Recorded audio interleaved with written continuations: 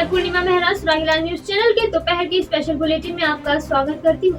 आज की प्रमुख खबरें इस प्रकार है। काशीपुर निवासी बर्ड लवर सीमा और विदेशी तोते के जोड़ों की दोस्ती चर्चा में। Kashipur GD Goenka public school में मातृ दिवस आयोजन। किच्चा पहुंचे पूर्व सीएम हरीश रावत ने भाजपा पर लगाए आरोप। हल्द्वानी में मलन बस्ती निवासी 2 बच्चों की मौत। बच्चों के शरीर में उभर रहे दाने, आखिर खसरा माता या कुछ और। अल्मोड़ा में आर्मी के लिए 1.5 वर्ष बाद भी लिखित परीक्षा न कराने पर बेरोजगार युवाओं में रोष। चंपावत विधानसभा उपचुनाव में सीएम धामी के प्रचार में जुटे युवा मोर्चा कार्यकर्ता।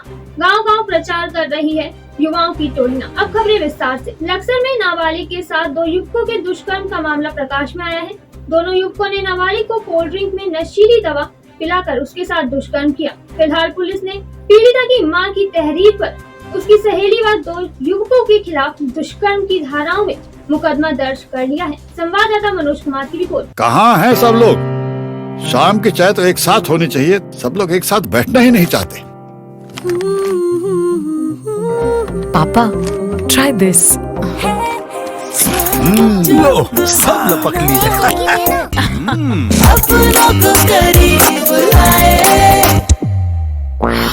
ये क्या हाल कर दिया है रूम का? बस कल से चाय मेरे रूम में। देवरपन नमकीन अपनों को करीब लाए। कहते हैं प्रेम सच्चा हो तो पत्थर भी पिघल जाते हैं। प्रेम से ही इस संसार में सब कुछ संभव है। प्रेम की कोई भाषा नहीं होती। ऐसा ही कर दिखाया कुंटेश्वरी रोड स्थित अपना घर निवासी सीमा जी ने। सीमा जी बर्ड लवर हैं। उन्होंने अपने यहाँ विभिन्न प्रकार से विदेशी पक्षी पाल रखे हैं। इनमें से कुछ ऐसे पक्षी हैं जो सीमा जी की आहट सुनकर पुकारना शुरू कर देते हैं। एक विदेशी तोते का जोड़ा ऐसा भी है जो सीमा जी को किस करता है।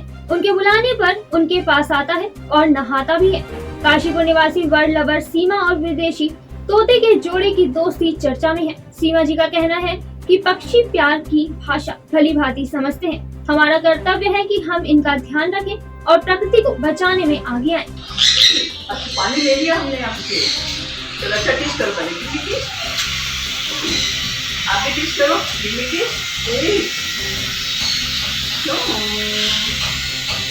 अरे मम्मा जा रहे हैं फिर। जो मम्मा गए किचन में। कहाँ? अच्छा। चलो। आइए आप ये दो।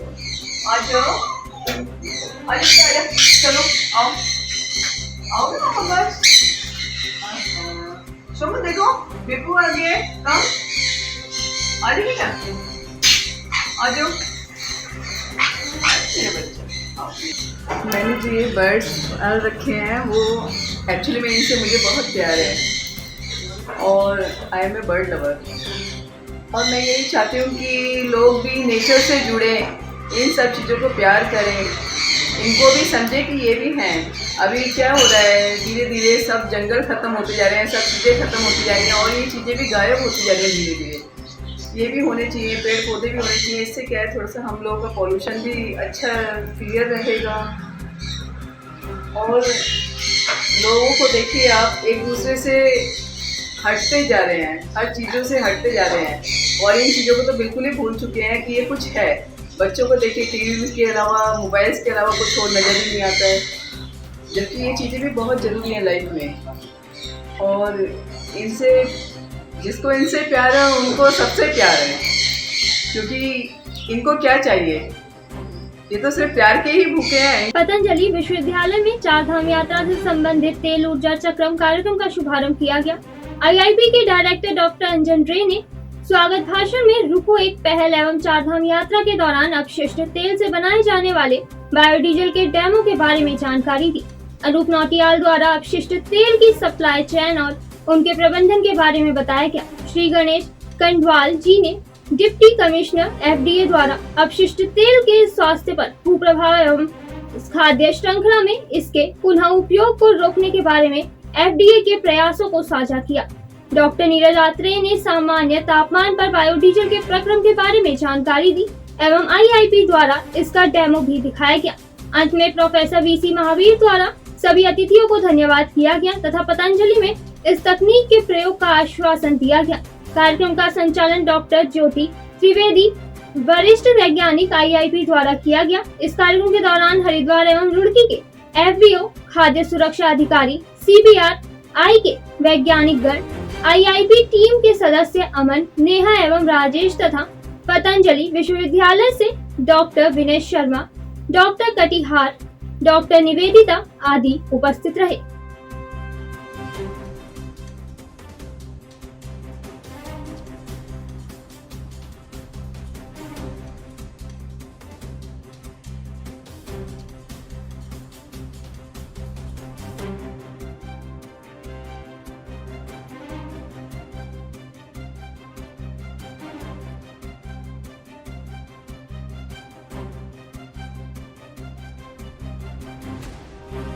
सबसे पहले हमारे पतंजलि के जो ऑर्गेनाइजर हैं डॉक्टर विनय शर्मा, प्रोज साहब, उन सबका हृदय से आभार व्यक्त करता हूँ कि बड़े शॉर्ट नोटिस पे हमारा प्रोग्राम बना, क्योंकि कोऑर्डिनेट करना पड़ा। पहले FDA सेक्रेटरी साहब का भी आने का प्रोग्राम था, पर वो मेटेरियलाइज नहीं हो पाया क्योंकि उन्होंने 2 दिन पहले ही ज्वाइन किया।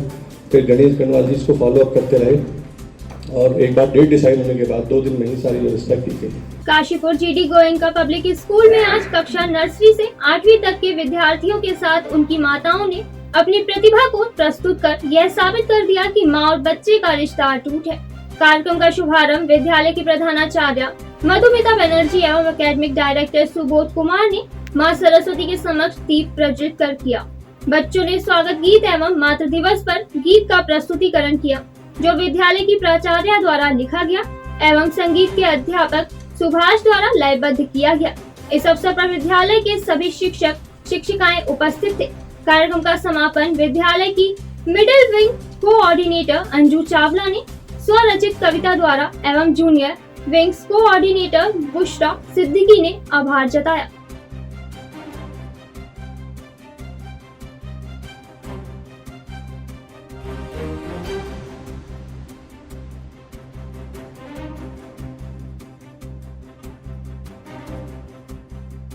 उत्तराखंड के पूर्व मुख्यमंत्री हरीश रावत ने प्रदेश की धामी सरकार पर तमाम गंभीर आरोप लगाते हुए कहा कि लोकतंत्र में यदि सशक्त प्रतिपक्ष नहीं होगा तो सत्ता निरंकुश हो जाएगी और वर्तमान में भी सत्ता निरंकुश तथा पागल हो गई है। पिछले विधायक तिलक राज बेहड़ के कार्यालय पर प्रेस वार्ता करते हुए उन्होंने कहा कि चंपावत का चुनाव लोकतंत्र की रक्षा बनाम सत्ता के मुद्दे पर लड़ा जाएगा और इसी मुद्दे को लेकर वह जनता के बीच जाएंगे। पूर्व CM रावत ने कहा कि माननीय उच्च न्यायालय ने प्रदेश सरकार को कई चिन्हित क्षेत्रों में खनन बंद करने के लिए 2 बार आदेश दिया है, परंतु उत्तराखंड में खुलेआम अवैध खनन किया जा रहा है, जिससे साफ हो गया है कि उत्तराखंड की पूरी सरकार ही खनन प्रेमी हो चुकी है।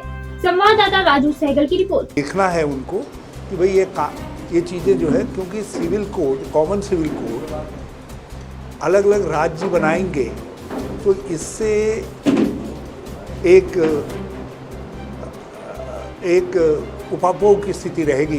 कहीं कानून में कुछ होगा, कहीं के कानून में कुछ होगा। तो जो कॉमन सिविल कोड जैसा कानून है, उस कानून को यदि वो आवश्यक समझती है आज की सरकार, तो उनको केंद्र में लाना चाहिए, दिल्ली में लाना चाहिए।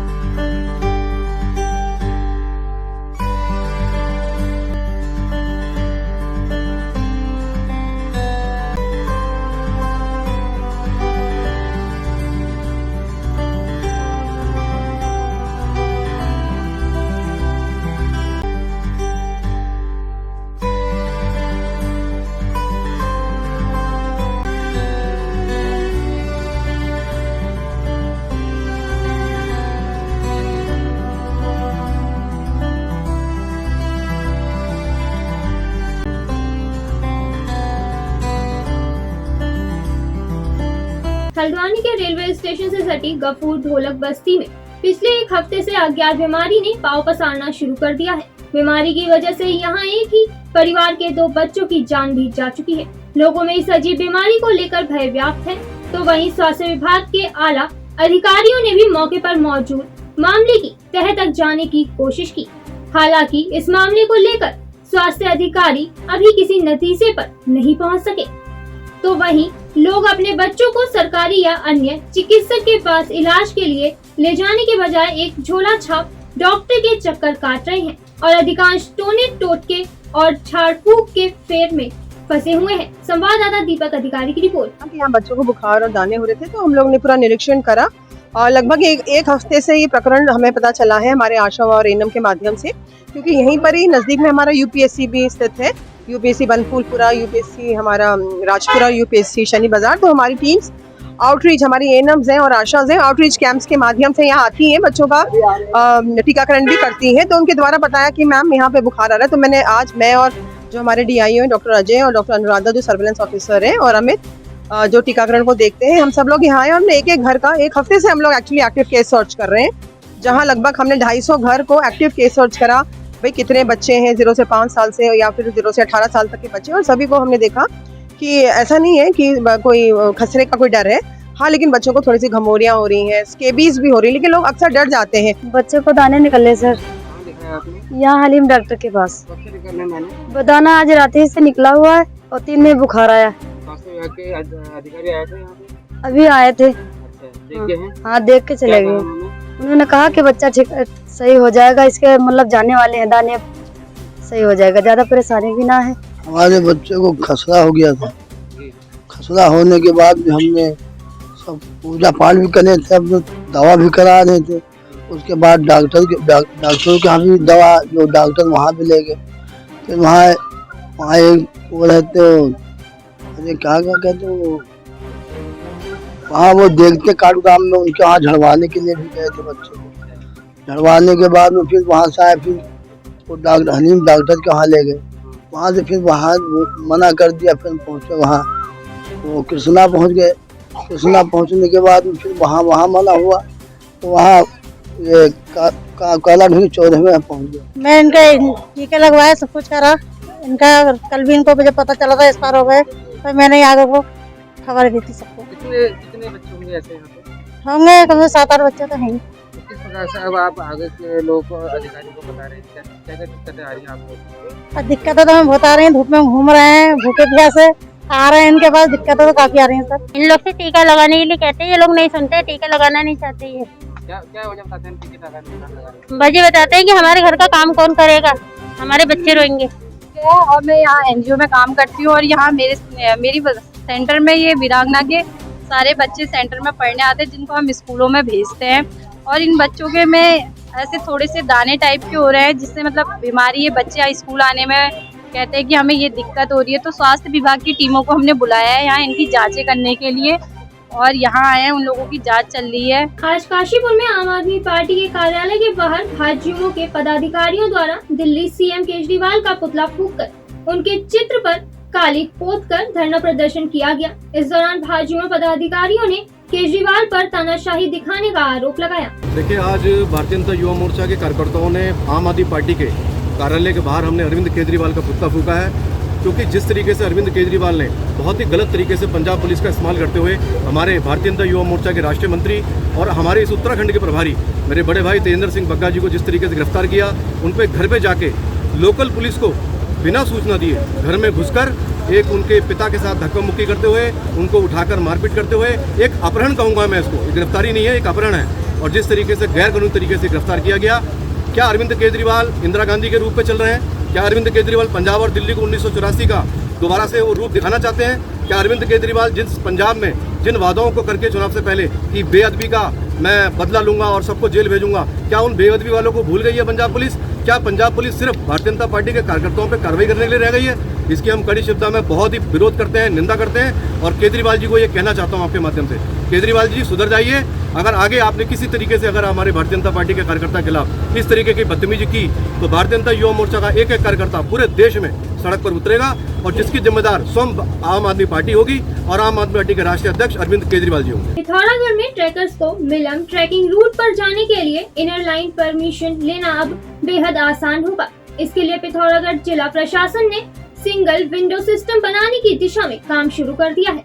जल्द ही ट्रैकरों को यह सुविधा मिलेगी। संवाददाता नदीम परवेज की रिपोर्ट। इनलाइन परमिट को की फैसिलिटी को और इम्प्रूव करने के लिए हम लोग इस बार उसको सिंगल विंडो सिस्टम या ऑनलाइन परमिशन अप्लाई करने और उस सब के लिए एक मैंने अभी DIO को निर्देशित किया है कि उस पर एक प्रोग्राम या एक एप्लीकेशन डेवलप करें, उस पर काम कर रहा हूँ। मैं उम्मीद करता हूँ जल्दी हम लोगों को फैसिलिटी मिल जाएगी। स्वयंसेवक समिति अल्मोड़ा के तत्वावधान में जिला मुख्यालय में गुरिल्ला आंदोलन को 4600 दिन पूरे होने पर गुरिल्ला बेरोजगारों ने राज्य व केंद्र सरकार के खिलाफ नारेबाजी कर रोष व्यक्त किया।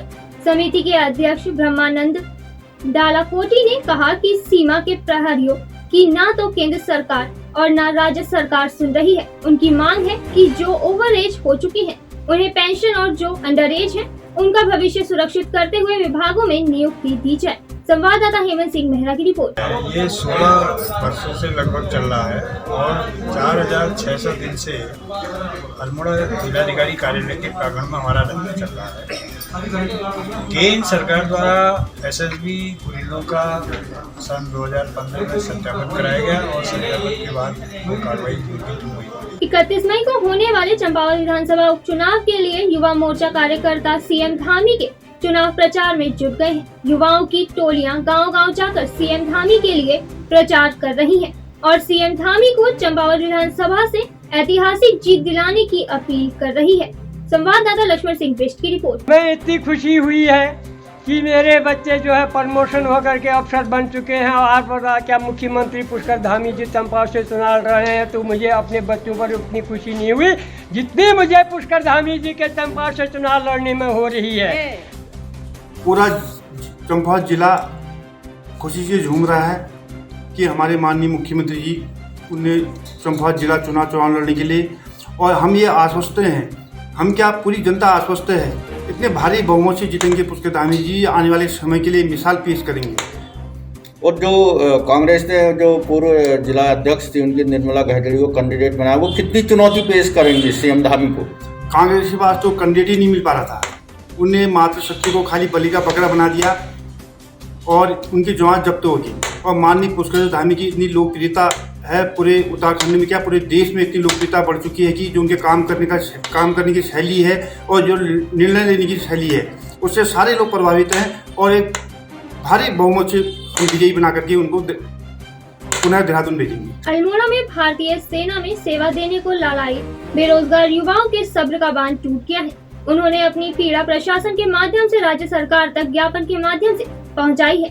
बेरोजगार युवा मनीष का कहना है कि आर्मी द्वारा विगत वर्ष फिजिकल व मेडिकल कराया गया था, लेकिन 1.5 वर्ष बीत जाने के बाद भी अभी तक लिखित परीक्षा नहीं कराई गई है। उन्होंने कहा कि करीब 2000 से अधिक युवाओं के भविष्य का प्रश्न है।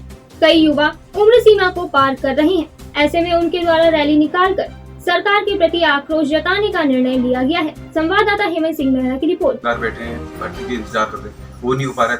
कोरोना के हवाले मतलब कोरोना के नाम पे और देश में और चीजें हो रही है, लेकिन हमारा पेपर नहीं हो पा रहा है। इसके लिए हम अपनी बात करना चाहते हैं सरकार को। इसके लिए हम साथ अभी के लिए बस इतना ही। उत्तराखंड की खबरों से जुड़े रहने के लिए देखते रहिए सरागीलाल न्यूज चैनल। धन्यवाद।